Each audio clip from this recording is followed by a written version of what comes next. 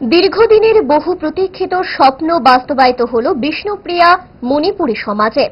বিষ্ণুপ্রিয়া মণিপুরী সমাজে কৃষ্টি সংস্কৃতিকে প্রস্ফুটিত করার জন্য এগিয়ে এলো রাজ্য সরকার। রাজ্যের বিভিন্ন প্রান্ত থেকে বিষ্ণুপ্রিয়া মণিপুরী সমাজে ছাত্রছাত্রী সহ বরিষ্ঠ নাগরিকেরা রাজধানীতে একটি স্থায়ী ঠিকানার জন্য রাজ্য সরকারের নিকট দাবি জানিয়েছিলেন।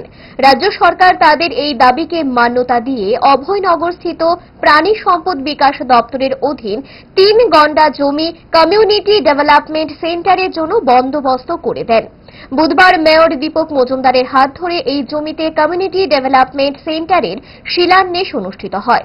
উপস্থিত ছিলেন Alka Sinha, socio culture society of Bishnupriya Manipuri সংগঠনের সম্পাদক প্রফুল্ল কুমার সিনহা সহ অন্যান্যরা। রাজ্য সরকারের প্রতি কৃতজ্ঞতা প্রকাশ করেন সংগঠনের সম্পাদক প্রফুল্ল কুমার সিনহা। বর্তমান গভর্নমেন্ট অফ ত্রিপুরা সুযোগ্য কর্ণধার প্রফেসর ডক্টর মানিক সাহার এক্সপ্রেস ইনিশিয়েটিভের কারণে বিষ্ণুপ্রিয়া মণিপুরীদের ছোট্ট একটা ঠিকানা আজ আপনাদের সামনে উন্মুক্ত হলো। এখানটা একটা ঠিকানা যেখানটাতে দূর দূরান্ত থেকে বিষ্ণুপ্রিয়া মণিপুরীর ট্যালেন্টেড ছেলে মেয়েরা এসে নিজের কৃতিত্ব দেখাতে পারবে।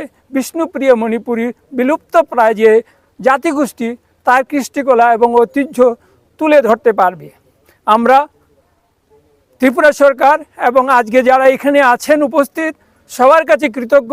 আমরা সোশিও কালচারে শুরু নয়, সমগ্র বিষ্ণুপ্রিয়া মণিপুরী এই কাজের জন্য কৃতজ্ঞ এবং আপ্লুত। আমরা সবাইকে ধন্যবাদ জানাই এবং আপনাদের শুভ অক্ষয় তৃতীয়া সবার মঙ্গল কামনা করছি।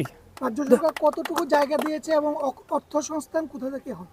এখানে 3 গন্ডা জায়গা দেওয়া হয়েছে, যদিও আমরা এখানে কিছু বেশি পাওয়ার কথা। এটা এআরডিডির জায়গা, এআরডিডি আমাদেরকে অনুমতি দিয়েছেন 3 গন্ডার জন্যে। বর্তমানে 3 গন্ডা অ্যালট হয়েছে।